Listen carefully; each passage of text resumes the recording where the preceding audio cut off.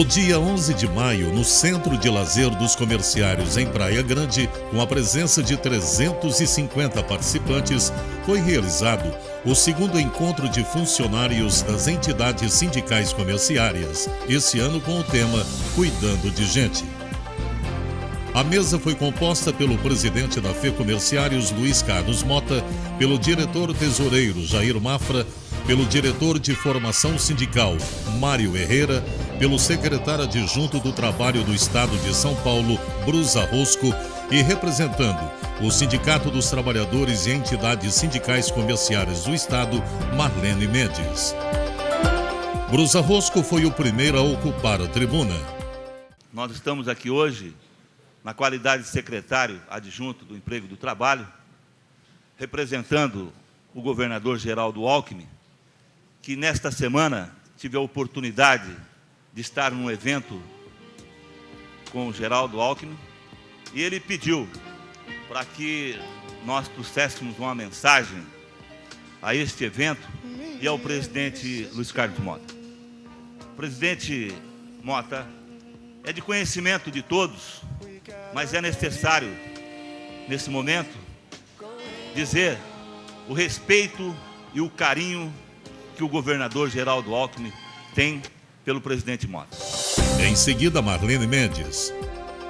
É um grande prazer mesmo estar aqui para representar a gente.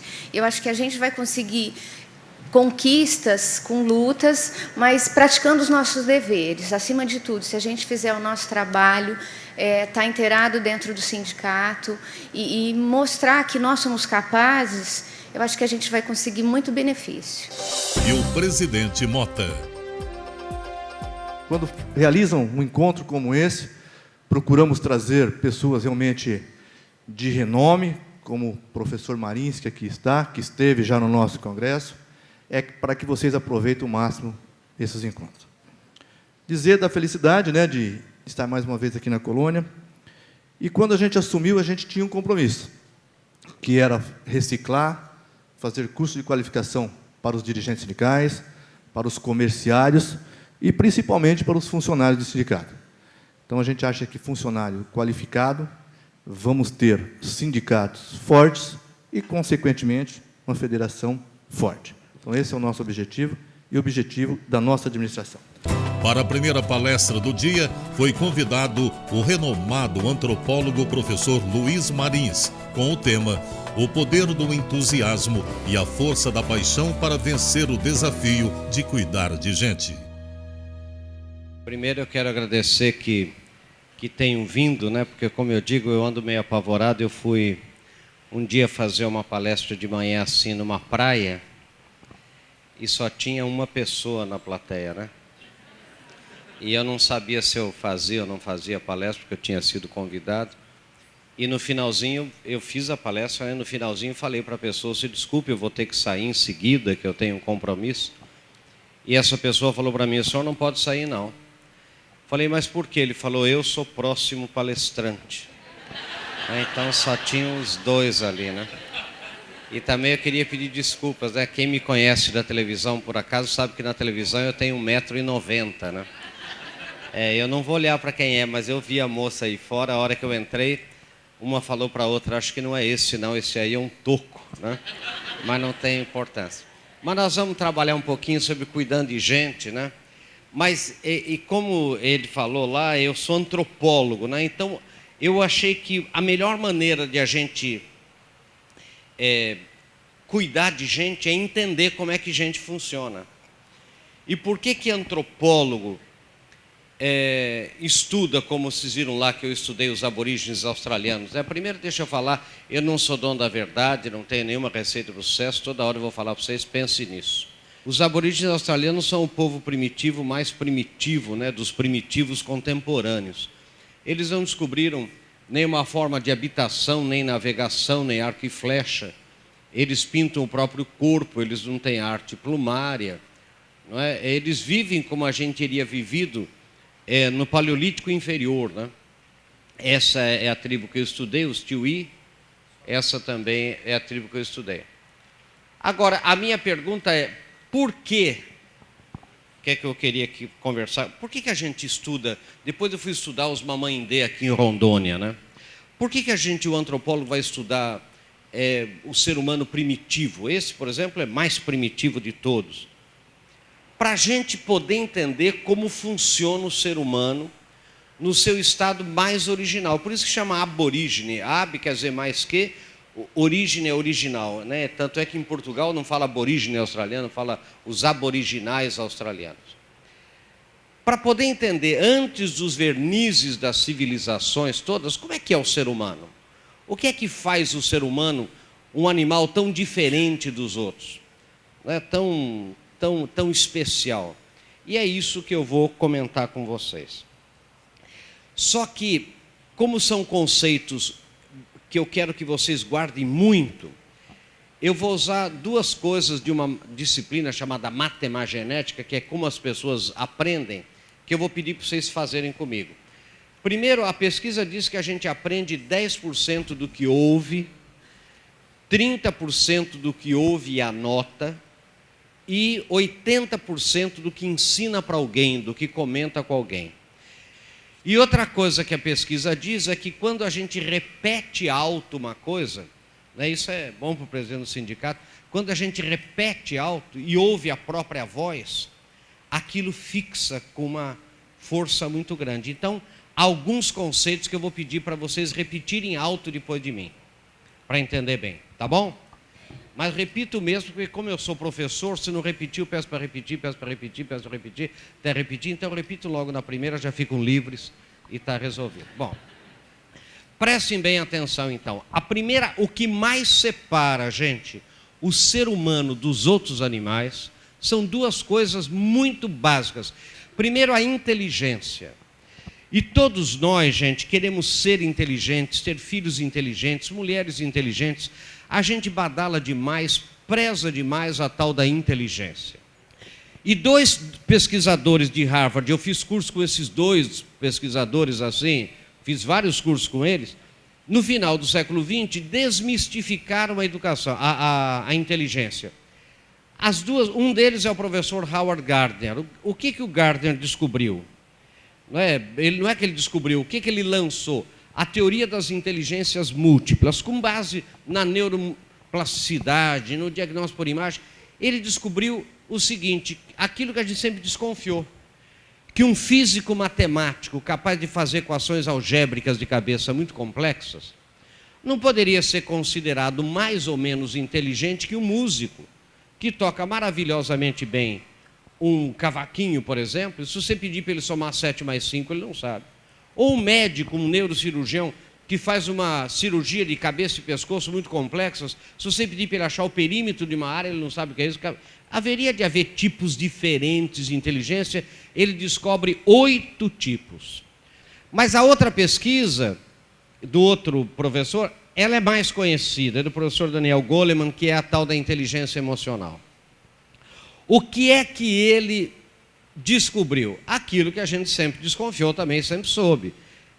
Não é? Que uma pessoa que seja erudita demais, tenha muitos cursos, seja uma pessoa muito sábia, ela não tem o passaporte para o sucesso. Você quer pessoas normais, agradáveis, que saibam ensinar e aprender, trabalhar em time, E ele fala muito em trabalhar em time. Vocês sabem que eu fiz o trabalho com a seleção brasileira do Filipão, né? Lá a pentacampeão. Fui eu que fiz uma parte do trabalho de motivar aquela equipe, etc. Agora, veja o que é time. Qual é a diferença entre grupo, equipe e time? Time, prestem atenção, sou eu pegar a bola lá no meu gol, eu atravesso o campo sozinho, driblando 9 jogadores do time adversário sozinho. Quando eu chego na frente do gol adversário, tem um cara lá que não me deixa passar, eu olho para o lado meu, tem um companheiro meu de time que não correu, não driblou ninguém, ficou na sombra o desgraçado, de braço cruzado, eu passo a bola para ele, ele dá, como a gente diz, um tapa na bola e marca o gol. Agora me respondam, quem é o artilheiro? Ele. Quem a televisão entrevistou? E o que ele disse na entrevista? Não é fácil. Não é isso, quer dizer. Então, espírito de time é a minha capacidade, gente, que você precisa ter um enorme, diz o Goleman, equilíbrio emocional, é a minha capacidade de passar a bola para aquele companheiro meu que esteja melhor colocado que eu, para que o time marque o gol, independentemente de eu gostar dela, de eu gostar dela, de eu gostar dele ou não. Quer dizer, como que faz, né, você manter o espírito de time quando todo mundo aparece e você não é verdade? E você faz parte do mesmo time. No sindicato não é a mesma coisa?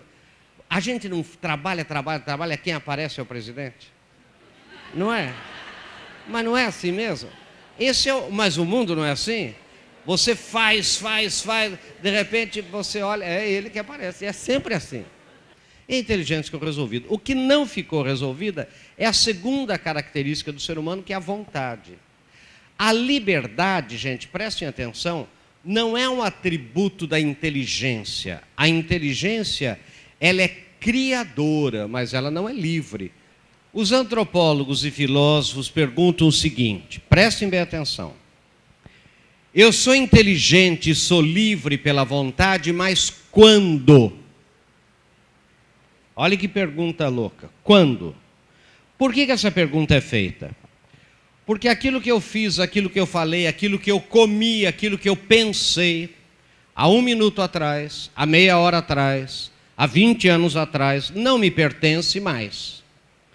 Se eu tiver tomado um café aí fora, que eu não tomei, e esse café esteja me fazendo mal para o estômago agora, eu posso tomar um balde de sal de frutas, mas eu não posso deixar de tomar um café que eu já tomei. O passado é inexorável, inexorável, como se falava antes. 1 minuto atrás, 20 anos atrás, 30 anos, não me pertence. Eu não sou, eu não existo há meia hora atrás. E vocês, eu vou dar um conselho para vocês. Conselho de avô, porque eu já sou avô. Não briguem com o tema. Sabe o que é brigar com o tema? Tema em filosofia é uma coisa que eu dou para você e você pode desenvolver, você pode ampliar, você pode discutir, mas você não pode mudar. É tema. Por isso que argentinos e espanhóis falam, el tema es que tema é tema. Tema é uma coisa que a gente não muda.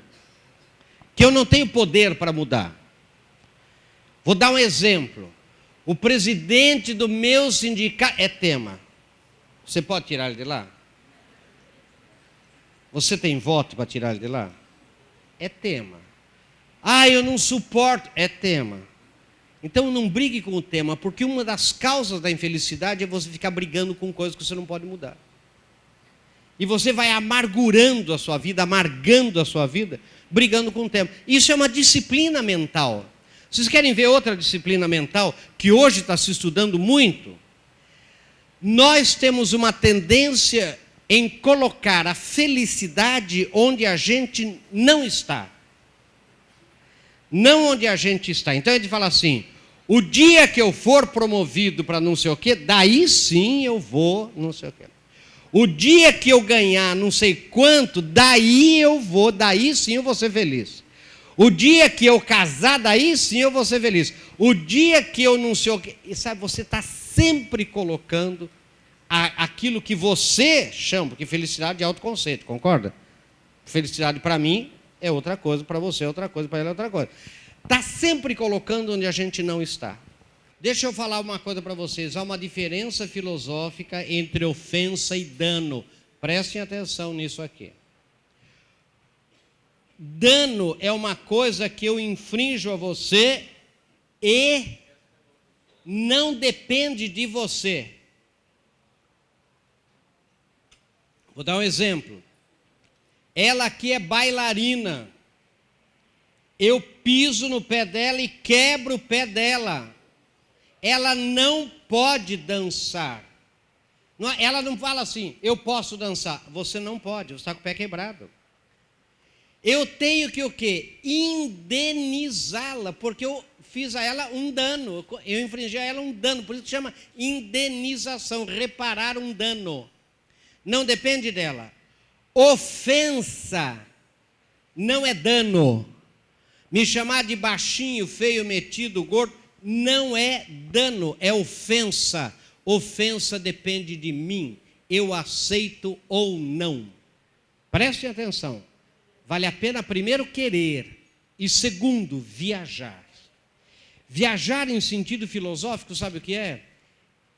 Sou eu me desinstalar, caminhar, levantar, andar, ensinar e aprender. Agora, viajar sozinho, não tem nada mais chato, não é verdade? Eu tenho que viajar com gente que eu goste, gente que eu ame, gente que eu goste. E amar é ato de vontade, não é ato de sentimento. Amar é querer fazer o outro feliz. Não é ato de sentimento, é ato de vontade. Amar a Deus é ato de vontade. Santo Agostinho dizia: nem Deus é obrigado a salvar aquele que não quer ser salvo. Deus que criou você sem você, dizia ele, não pode salvar você sem você. É ato de vontade. Entenderam? Quer dizer, sabe, aquela coisa de você querer servir, aquela coisa de você querer fazer, essa é a viagem que a gente tem que fazer. É uma viagem onde eu, sabe, viajo com pessoas de quem eu gosto de aprender, para quem eu gosto de ensinar, com quem eu tenha prazer em estar. A única coisa que um velho professor, no começo do outono de 2012, pode desejar a vocês é o seguinte: queiram muito, gente, e boa viagem, porque nunca se esqueçam, vale a pena o que tem lá. Tá bom? Muito obrigado a vocês, gente. Sucesso, muito obrigado. Obrigado mesmo, obrigado, gente, obrigado. Participaram também, representando a Fê Comerciários, a professora Gilda Soares, do RH, com o tema Gente que Lida com Gente. Cuidar de gente é. Cada um de nós tem uma ideia sobre como isso pode ser. A gente fala para o outro lá do setor do fundo, não fui com a cara daquele fulano. Não sei por que eu não consigo engolir aquela pessoa.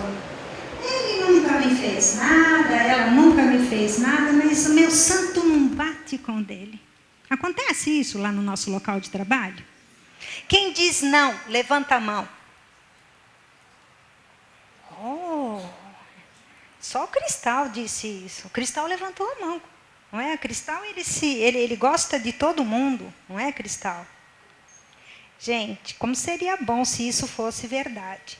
Aí as pessoas dizem, mas a gente tem que conviver com as diferenças, se lá no sindicato todo mundo fala que isso é uma família. Vocês concordam que a organização que nós trabalhamos é uma família? Vocês concordam? Quem concorda? Todo mundo? Puxa, pois eu digo que isto é mentira. Sabe por quê? Quando na nossa casa, que é a nossa família, mesmo que a gente tenha muitas diferenças com o nosso pessoal, quando acontece alguma coisa, daqui a pouco nós nos apaixonamos novamente, pedimos desculpas e queremos ficar de bem. Quem consegue ficar de mal de filho? De mãe, de pai? De marido um pouco mais? De esposa um pouco mais? Mas logo passa também, porque isso é família. Então, na família, nós aceitamos as diferenças. Nós não suportamos as diferenças, porque, acima de tudo, nós os amamos. Nós os queremos. Agora, dentro do ambiente de trabalho, ainda não desenvolvemos esse amor. As diferenças nós podemos conceituar desta maneira. Mesmo aquele que eu não gosto nem um pouco, que eu não vou mesmo com a cara, tem um amigo. E que, coincidentemente, aquele amigo também é meu amigo. Mas como é que pode ser meu amigo e amigo daquela criatura? Não combina. Será que esta pessoa, que é minha amiga, viu nesse outro desafeto algum valor que eu não estou conseguindo enxergar? O que será que este meu amigo, que é amigo do meu antagônico, antipático, viu que eu não vi. O que é uma atitude de valor? Como disse o professor, uma atitude de lealdade, uma atitude honrada, honesta e valorosa do ser humano. Tem diferença? O que precisamos fazer? Aprender a dialogar, aprender a traçar metas novas de trabalho, aprender a liderar a situação de uma maneira proativa. O publicitário Felipe Seixas falou sobre gente que se comunica. A federação está passando por uma reestruturação do setor de comunicação, né? Está dividido da seguinte forma: a imprensa, que fica a assessoria de imprensa, que faz cobertura jornalística dos eventos, que faz os textos para a revista, toda a parte de texto. A redação para a web, que nós temos uma pessoa que fica o tempo todo lá na federação abastecendo o portal. A redação para a web, a Fabiola e o Salles, que fazem mais essa parte, que faz os banners, né, a parte de arte, o Salles faz a redação. E a revisão, que agora nós temos a nova funcionária, não é verdade? A parte de propaganda, para falar a verdade, comunicação é tudo, tudo isso é comunicação, né? Inclusive a parte de evento, a parte de propaganda. A produtora de vídeo, que fica o nosso amigo Wilton, que tem essa bela voz, parece um trombone, né, Wilton? O planejamento de marketing, que é feito para todas as áreas, né? Engloba, ele está ali como um item pequeno, mas, na verdade, o planejamento de marketing dentro da comunicação, ele engloba tudo. Ele vê desde a parte do evento, a parte de assessoria de imprensa, o que vai precisar fazer lá? Vai precisar de 3 cameramen, vai precisar de 2 fotógrafos, né? Então, isso aí, a pessoa que faz o planejamento em contato com o evento. Quem toma conta disso lá é a Thaís Scaglione. A produção, vocês veem que nós temos lá o Jacinto, nós temos uma pessoa que traz a água, e às vezes vocês veem troca de cenário em alguns lugares. Isso é a produção, que realiza tudo isso. O credenciamento é produção também. E a execução, que está todo mundo aqui, né? Às vezes a gente precisa separar algumas coisas para montar um evento, mas, na verdade, quando acontece o evento, está todo mundo junto. Encerrando o simpósio, a professora Eunice Aires, do Departamento de Educação e Responsabilidade Social da FEComérciários, sobre o sindicato cuidando de gente. A FEComérciários, ela vem inovando, a gente sempre fala isso e nunca vamos nos cansar de falar, porque é uma verdade. Nós deixamos de pensar nos eventos apenas como um elemento motivador. Se vocês observarem e lembrarem do que foi falado pelo professor Marins, ele deixou claro para nós, tudo aquilo que é motivação te alegra por uma semana e depois acaba, você esquece. Então, nós entendemos que é muito importante educar, formar, transformar e fazer com que todos tenham não apenas uma aprendizagem, porém que essa aprendizagem ela seja importante para tudo, para o seu crescimento pessoal, para o seu desenvolvimento profissional e para o papel que todos nós temos de deixar um legado, de fazer alguma coisa maior. E nós todos que estamos num sindicato, estamos trabalhando com a oportunidade de deixar esse legado. Quantas são as pessoas que queriam poder trabalhar com algo que deixasse um legado para alguém e não tem essa oportunidade? São vozes que estão caladas aí na sociedade e que muitas vezes precisam do sindicato para se fazerem ouvidas. Uma pergunta que eu faço todas as vezes e que eu vou continuar fazendo até o dia que eu me convencer que não devo fazê-la. Alguém aqui escutou na escola, seja no ensino fundamental, no médio, no superior, no tecnológico, que um sindicato é algo importante para a sociedade? Levante a mão quem escutou isso na escola. Olha, de todas as pessoas que aqui estão, uma pessoa levantou a mão. Isso me preocupa. Como educadora, que já tive, graças a Deus, a oportunidade de trabalhar com trabalhadores, com patronal, e ministro aula para pessoas dos cursos de recursos humanos, a gente tem que acompanhar esse novo tempo, nós precisamos mudar o paradigma, nós precisamos que as pessoas entendam que sindicato não é um mal necessário, é um bem permanente, é um bem que tem que existir, que não pode se perder na sociedade. Hoje nós não podemos mais falar que a pessoa de mais idade, ela não tem valia para o mercado de trabalho. Nós estamos tendo que trazê-la para que ela nos ensine a lidar com o jovem, porque ela tem, com a maturidade, com a experiência, o conhecimento de algumas coisas que são importantes para compreender o jovem. Então, nós precisamos de todos hoje, nós temos que conciliar tudo isso. E, se nós não soubermos conciliar, também não saberemos fazer o nosso papel mais importante. Zelar pela saúde física, emocional, intelectual do trabalhador. O presidente Mota, no final das palestras, conversou com o jornalista Robson Gil Gazola. Qual a expectativa do senhor com a realização desse evento? Olha, eu acho que é uma preocupação, né, da nossa diretoria de cada vez mais qualificar os funcionários do sindicato. Isso vem dentro de um projeto, né, e já está no calendário da nossa federação. Então é o segundo encontro. Eu acho que é muito importante a gente se reunir com os funcionários do sindicato. E no meio dos funcionários você pode ver que tem alguns dirigentes também. Eu acho que isso é muito importante.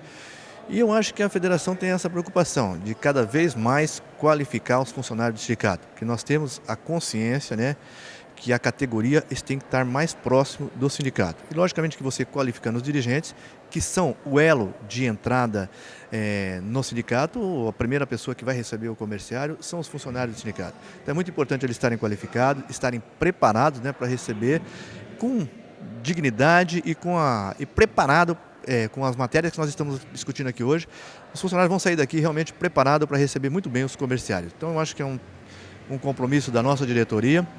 E cada vez mais eu acho que a gente está tendo, né, o apoio dos dirigentes sindicais que estão mandando aqui os seus funcionários. Temos aí perto de 350, né, funcionários. Eu acho que isso é muito importante e valoriza a nossa administração, valoriza a nossa comissão que está organizando. Porque quando você vai preparar um evento como esse, você prepara realmente para um grande evento. Então, acho que isso já faz parte da nossa federação, o compromisso que nós temos com os dirigentes sindicais e com os funcionários do sindicato.